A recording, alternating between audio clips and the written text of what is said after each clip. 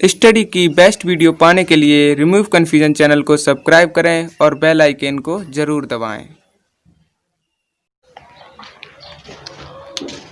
Welcome friends, स्वागत है आप सभी लोगों का हमारे यूट्यूब चैनल रिमूव कन्फ्यूजन में। तो आज फ्रेंड्स हम नंबर सिस्टम में एक्सरसाइज 1.2 करेंगे। एक्सरसाइज 1.2 करेंगे। तो एक्सरसाइज 1.2 में क्वेश्चन है पहला वास्तविक संख्याओं से रिलेटेड। तो आप लोगों को पता तो वास्तविक संख्या क्या होती है? वास्तविक संख्याएं, रियल नंबर।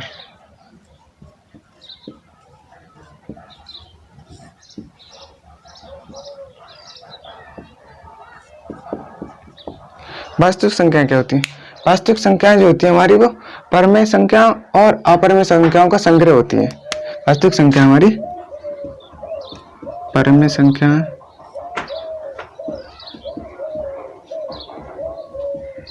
और अपरमेय संख्याओं, अपरमेय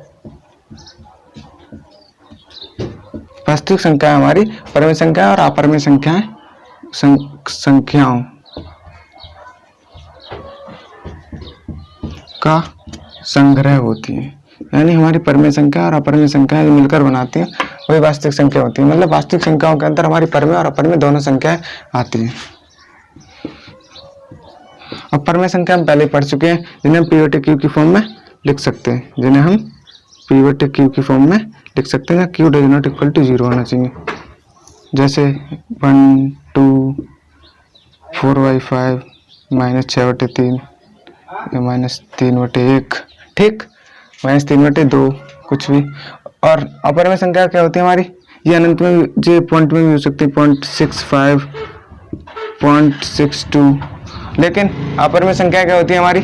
अपरमेय संख्या है जैसे 0.65, तो यहाँ पे बार लगा दिया, यानी ये अनंत तक जा रही है। ये बार नहीं है, 5 है, ठीक, ये अनंत तक जा रही है। ये हमारी संख्या अपरमेय संख्या है। और जिन्हें हम पिवट क्यू की फॉर्म में नहीं लिख सकते, जैसे 0.3333, ये हमारी अपरमेय संख्या है। पाई भी एक हमारी अपरमेय संख्या है। पाई अपरमेय संख्या है। इसका मान होता है 3.1415 ... ठीक। तो ये भी हमारी अपरमेय संख्या है। √3 √2, ये भी हमारी अपरमेय संख्या है, क्योंकि इनका मान जो होता है, इनका जो मान होता है हमारा अनंत तक जाता है। जैसे 1.414 ... ऐसे √2 का मान है ये, ठीक। अब बात करते हैं हम एक्सरसाइज 1.2 के फर्स्ट क्वेश्चन की। एक्सरसाइज 1.2 का फर्स्ट क्वेश्चन क्या कह रहा है कि प्रत्येक अपरमेय संख्या एक वास्तविक संख्या होती है। प्रत्येक अपरमेय संख्या एक वास्तविक संख्या होती है। तो अपरमेय संख्या भी हमने बताई थी क्या होती है, जो अनंत तक जाती है, जिन्हें पिवट क्यू की फॉर्म में नहीं लिख सकते। अपरमेय संख्या तो हम जानते हैं, लेकिन वास्तविक संख्याओं की बात करें तो वास्तविक संख्या क्या होती है? वास्तविक संख्या क्या होती है? अभी बताया था, वास्तविक संख्या परमेय संख्या और अपरमेय संख्याओं का संग्रह होती है, ठीक। अब ये कह रहा है कि अपरमेय संख्या की प्रत्येक अपरमेय संख्या एक वास्तविक संख्या होती है।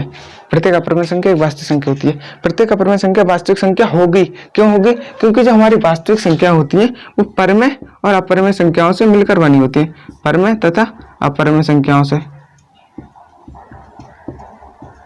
परमेय तथा अपरमेय संख्याओं से मिलकर बनी होती है। तो जो हमारी अपरमेय संख्या है, सभी अपरमेय संख्या कहाँ आ गई?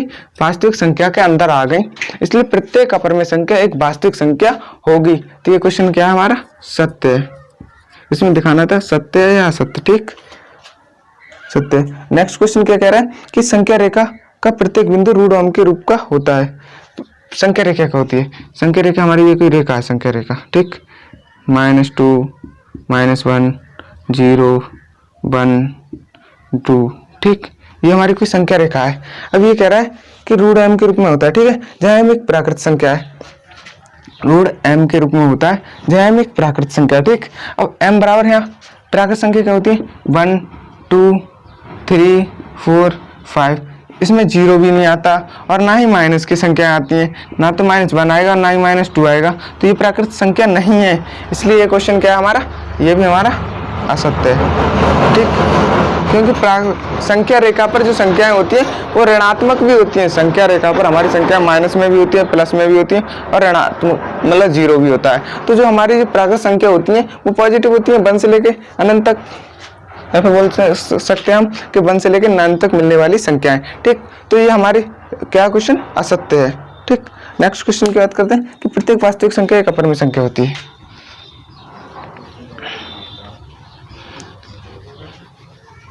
नेक्स्ट क्वेश्चन है कि प्रत्येक वास्तविक संख्या एक अपरिमेय संख्या होती है। प्रत्येक वास्तविक संख्या क्या होती है हमारी?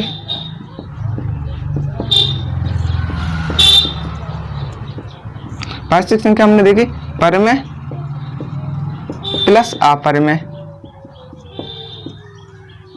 ठीक, अब ये कह रहा है कि प्रत्येक वास्तविक संख्या एक अपरिमेय संख्या होती है। अपरिमेय, अब वास्तविक संख्या ये है हमारी, अपरिमेय संख्या ये है हमारी। ये जस्ट उस क्वेश्चन का जस्ट अपोजिट है फर्स्ट वाले का। ठीक है, फर्स्ट का। ठीक, जो कह रहा है कि प्रत्येक वास्तविक संख्या अपरिमेय संख्या होती है। अब मान लो प्रत्येक वास्तविक संख्या अपरिमेय संख्या है, लेकिन वास्तविक संख्याओं के अंदर परिमेय संख्या भी आ रही है। परिमेय संख्या अपरिमेय संख्या थोड़ी ना हो सकती है, इसलिए जो अपरिमेय संख्या है वो वास्तविक संख्या के अंदर आ रही है। लेकिन अपरिमेय जो प्रत्येक अपरिमेय संख्या वास्तविक संख्या से हो सकती है, लेकिन प्रत्येक वास्तविक संख्या एक अपरिमेय संख्या नहीं हो सकती। प्रत्येक वास्तविक संख्या एक अपरिमेय संख्या नहीं हो सकती। क्यों नहीं हो सकती? क्योंकि वास्तविक संख्याओं के अंदर परिमेय तथा अपरिमेय दोनों संख्या आती हैं। ठीक,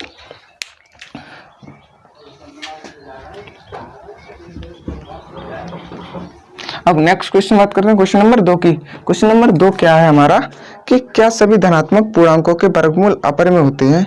यदि नहीं तो ऐसी एक संख्या के वर्गमूल का उदाहरण दीजिए जो एक परिमेय संख्या है। क्या सभी धनात्मक पूर्णांकों के वर्गमूल? सभी धनात्मक पूर्णांक, अब मान लो कोई धनात्मक पूर्णांक ले लो, जैसे पूर्णांक ले लिया हमने 4। अब पूर्णांक 4 ले लिया हमने, धनात्मक है, पूर्णांक है। पूर्णांक क्या होते हैं हमारे?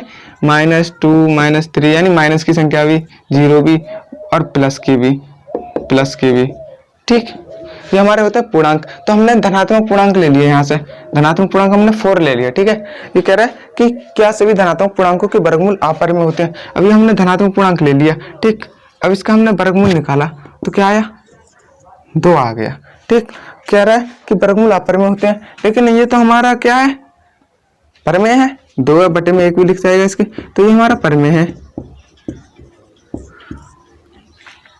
हमने धनात्मक पूर्णांक 4 लिया, 4 का वर्गमूल आ गया 2, ये आ गया हमारा परिमेय। लेकिन क्वेश्चन कह रहा है कि क्या सभी धनात्मक पूर्णांकों के वर्गमूल अपरिमेय होते हैं? यदि नहीं तो एक ऐसी संख्या के वर्गमूल का उदाहरण दीजिए जो एक परिमेय संख्या है। देखो उदाहरण तो हमने ये दे दिया कि परिमेय संख्या भी हो सकते हैं, परिमेय संख्या होते हैं, लेकिन ये कह रहा है कि अपरिमेय होते हैं। लेकिन ऐसा है कि धन पूर्णांक अपरिमेय तो हो सकते हैं, जैसे 2 ले लो, 2 का वर्गमूल √2, ये अपरिमेय है। √3 ले लो। ठीक, लेकिन कुछ ऐसे भी हैं, √5 ले लो, ये अपरिमेय है। लेकिन जरूरी नहीं कि प्रत्येक धन पूर्णांक जो है, जो प्रत्येक धन पूर्णांक है उसका वर्गमूल अपरिमेय संख्या हो। परिमेय संख्या भी हो सकती है। 4 ले लिया हमने, अब हम ले ले 16 ले लो, 16 का वर्गमूल करोगे 4 आ जाएगा। 64 ले लो, 64 का वर्गमूल करोगे 8 आ जाएगा। इसलिए प्रत्येक धनात्मक पूर्णांक एक अपरिमेय संख्या नहीं हो सकता।